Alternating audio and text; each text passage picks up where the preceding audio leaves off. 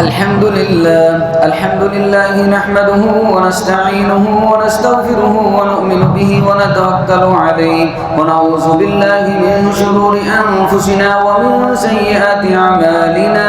من يهده الله فلا مضل له ومن يضلل فلا هادي له وأشهد أن لا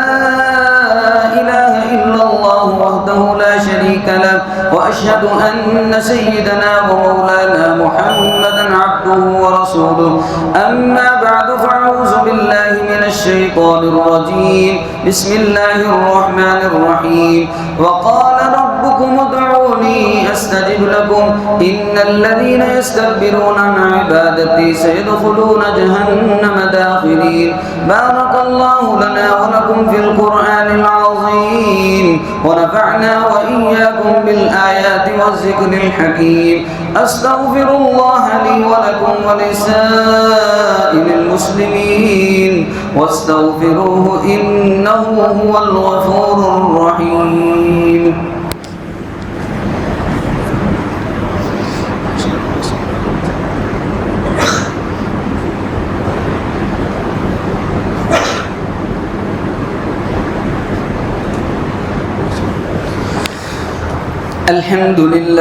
الحمد لله نحمده ونستعينه ونستغفره ونؤمن به ونتوكل عليه ونعوذ بالله من شرور أنفسنا ومن سيئات أعمالنا من يهده الله فلا مضل له ومن يضلله فلا هادي له وأشهد أن لا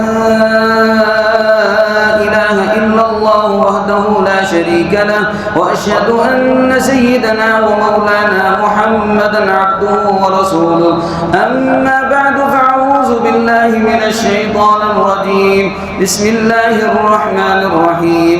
إن الله وملائكته يصلون على النبي يا أيها الذين آمنوا صلوا عليه وسلموا تسليما